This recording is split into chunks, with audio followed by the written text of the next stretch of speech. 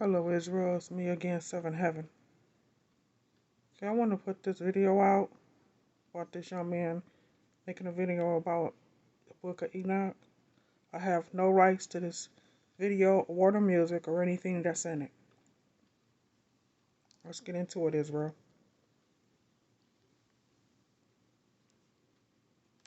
However, when leafing through the Holy Scriptures of Christianity, it quickly becomes clear that the information available is extremely sparse. In the Old Testament, Enoch is only mentioned in passing in a short passage. The relevant passage in Genesis says that Enoch is the son of Jared.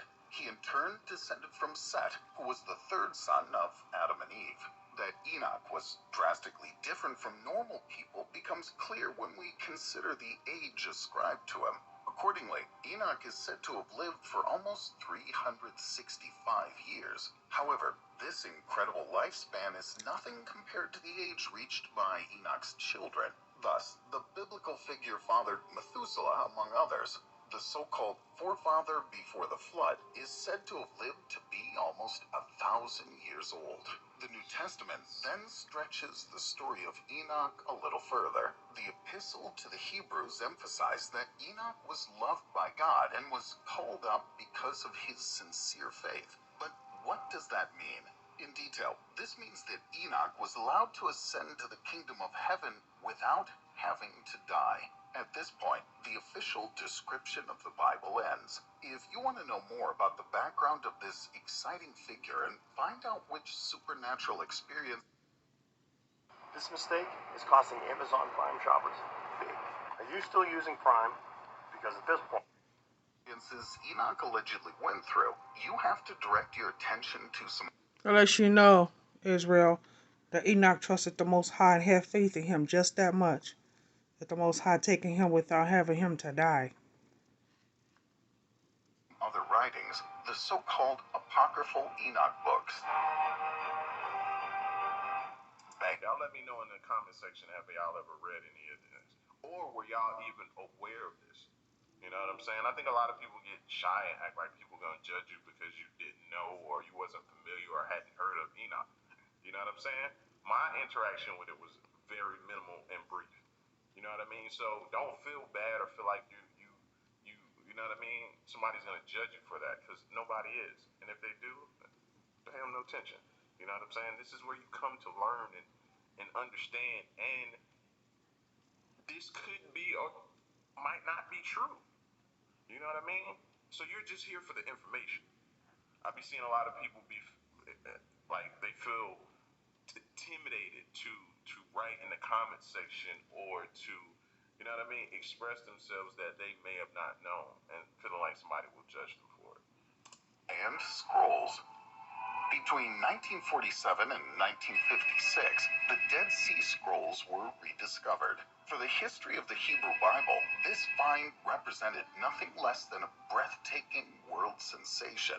The ancient scrolls, hidden in various caves, deal primarily with texts with religious content. However, part of this gigantic archaeological treasure was also a vast collection that would later come to be known as the Ethiopian Book of Enoch. The special feature, it's the oldest known apocalyptic writing in history. As part of their evaluation, the experts came to the conclusion that the Book of Enoch had already been prepared in the 3rd century BC.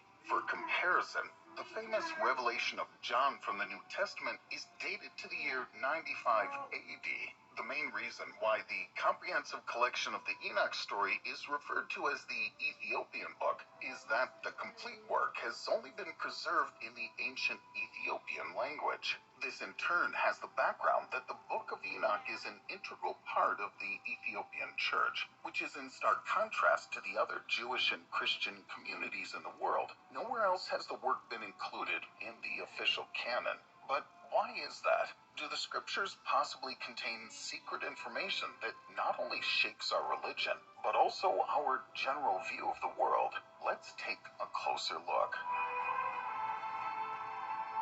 Enoch's ascension. As mentioned earlier, Enoch is said to have been brought into heaven by God during his lifetime. However, the Bible's without dying, remember that, you know what I mean? As stated earlier, I think that that still is mind blowing to me. Been brought into heaven by God during his lifetime. However, the Bible still owes us an answer to the question of how exactly this ascent into the kingdom of heaven took place. The Ethiopian Book of Enoch is much more informative in this regard. All divine and heavenly mysteries are said to have been revealed to Enoch during his rapture. The fall of the angels is also described in detail in the ancient collection of scriptures. To understand this, let's take a closer look at the writing entitled The Book of the Watchers. According to tradition, the angel Semyaza decides to invade. Now, have any of y'all read the book of the Apocrypha? If you have, let us know. The earth, along with some other of these supernatural beings. The goal of the angels is to subdue human women and have offspring with them. From this mixture of earthly and heavenly beings, wild giants emerge. The giants then throw the world into chaos and arouse the deep wrath of God. So it is that the Lord in heaven banishes the angels from paradise. But that's not all. The fallen servants of God are to be thrown into a lake of blazing flames on their final day. In order to wipe out the giants from the earth, God wants to conjure up a gigantic flood. Faced with their fate, the fallen angels beg for mercy, a desperate plea that God refuses. This is where Enoch comes in. He's commissioned to deliver God's drastic decision to the fallen angels. After he's delivered the message, he's finally visited by two angels and taken to heaven. During his subsequent ascent, Enoch again gets a detailed insight into the divine realm. A glimpse into the sky. Where the expression divine realm comes from is somewhat misleading.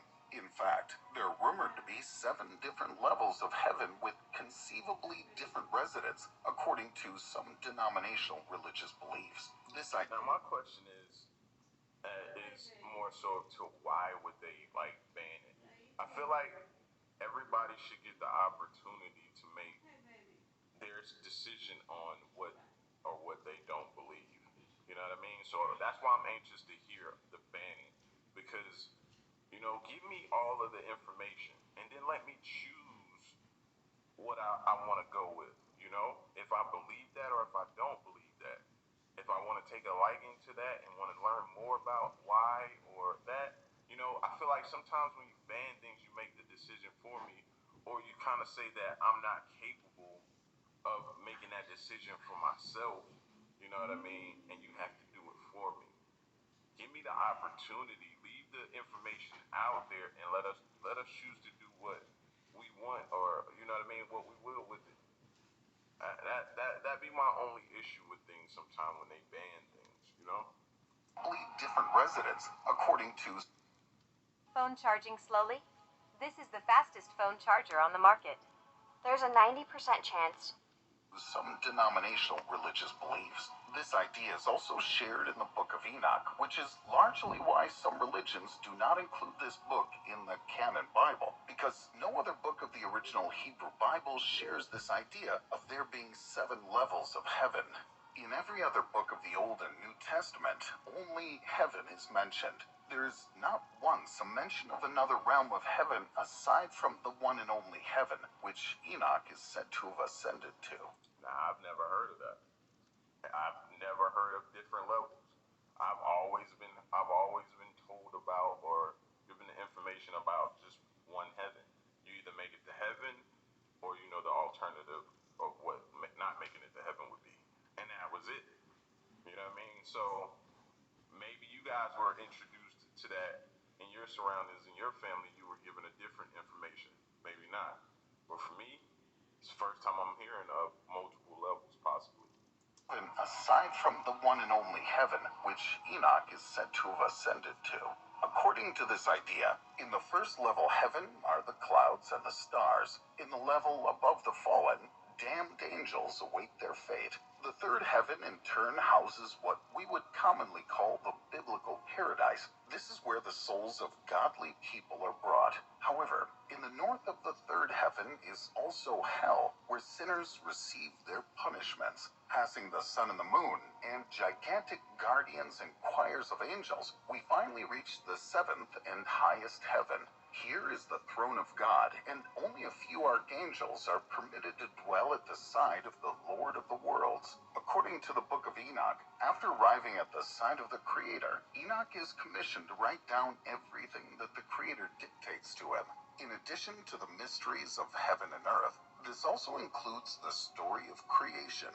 In just 30 days, Enoch completed 360 books. Armed with these new writings, Enoch is sent back to earth. The books are then given to Enoch's sons. He instructs his children to renounce all sins, and at the same time warns them of the approaching flood, with which God will wipe out the wild giants. This information helps Enoch's great-grandson, Noah, prepare in time for the devastating flood and build his ark of salvation.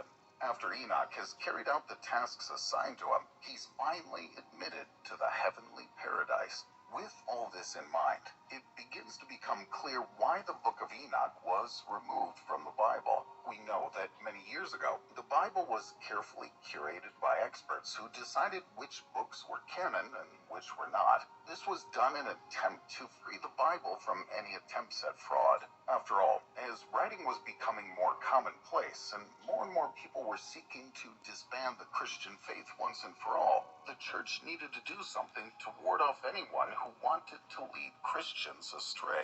Thus, sometime around 382 AD, the Bible was combed through, and the canon books of the Bible were decided upon. Books such as Enoch were removed because they didn't align with all the other books that were determined to be canon. In fact, some books didn't. The reason the Book of Enoch, Jubilee, and Joshua was removed from the Bible because it was telling too much of us and the end times of what was going on, so they took it out of the Bible. It wasn't benefiting them. Align with one another at all, including one non-canon book titled The Wisdom of Solomon. This has led some people to believe that the Bible as a whole cannot be trusted. This is largely because of the idea that if non-canon books can be removed, who's to say that canon books may not have been removed as well? If the Bible was curated by humans, what kept human influence from removing important books of the Bible? In actuality, it's clear to see that all the remaining books of the Bible perfectly align with one another and don't contradict, with a handful of exceptions that have been determined to have been the result of minor mistranslations. Aside from this, every book of the modern Bible shares the same story without incident. On the contrary, the books that were removed, now known as the apocryphal books, contradict one another at every angle and don't align with the other 66 books that are found to have been authentic.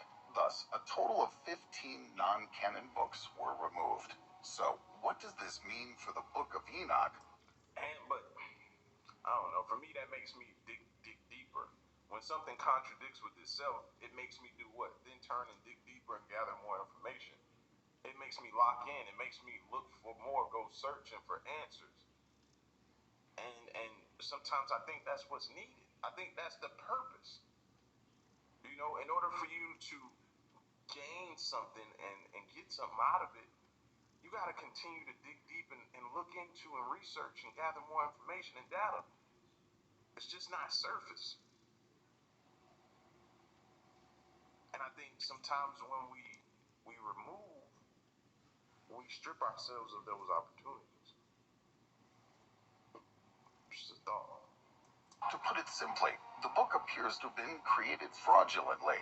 Its story doesn't align with the other 66 books, and no ancient translations of the book have been found, suggesting that it may have been written in much more modern times. Aramaic fragments of the book have been found, suggesting that ancient Jews and some Christians were aware of the book, but we have no evidence that the book was ever studied or verified by first-century Christians, as is true with most other books of the Bible. Enoch and pre-astronautics.